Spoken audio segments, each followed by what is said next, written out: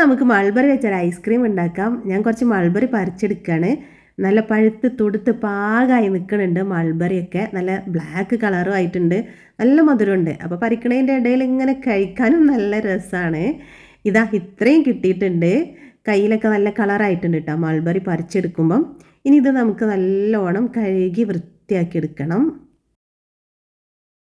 പാത്രം അടുപ്പിൽ വെച്ച് കൊടുത്തിട്ടുണ്ട്. ഇതിലേക്ക് കഴുകി വൃത്തിയാക്കി വെച്ചിട്ടുള്ള മൾബറി ഇട്ട് കൊടുക്കാം. ആവശ്യത്തിനുള്ള പഞ്ചസാരയും ചേർത്ത് കൊടുത്തിട്ട് നല്ലോണം വേവിച്ച് ഉടച്ചെടുക്കുക.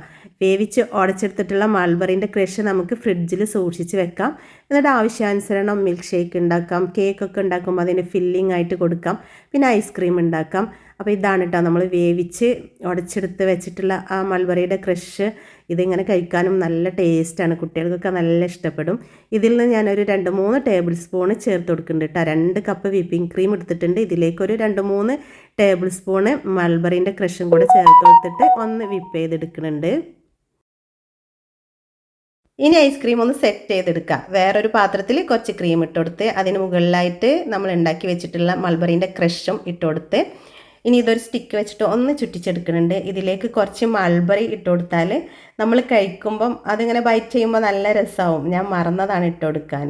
പിന്നെ ഒരു ലെയറും കൂടെ ക്രീമും അതിന് മുകളിലായിട്ട് മൾബറിൻ്റെ ക്രഷും കൂടി ഇട്ട് കൊടുത്ത് ഇനി ഇത് നല്ലോണം അടച്ച് വെച്ചിട്ട് ഒരു ഓവർനൈറ്റ് ഫ്രിഡ്ജിൽ വെച്ച് നല്ലോണം തണുപ്പിച്ചെടുക്കാം.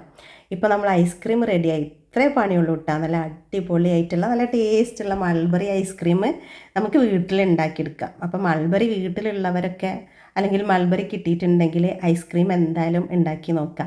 പിന്നെ അതുപോലെ ക്രഷ് നമുക്ക് ഉണ്ടാക്കി വെക്കുകയാണെങ്കിൽ ആവശ്യാനുസരണം എടുത്തിട്ട് ജ്യൂസോ മിൽക്ക് ഷേക്കോ ഐസ്ക്രീമോ അല്ലെങ്കിൽ കേക്കൊക്കെ ഉണ്ടാക്കുമ്പം അതിൽ ഫില്ലിംഗ് ആയിട്ടൊക്കെ കൊടുത്താൽ നല്ല രസമാണ്. അപ്പോൾ വീഡിയോ ഇഷ്ടമായിട്ടുണ്ടെങ്കിൽ ലൈക്ക് ചെയ്യാൻ മറക്കരുത് കേട്ടോ. പിന്നെ ഫോളോ ചെയ്യാനും മറക്കരുത്.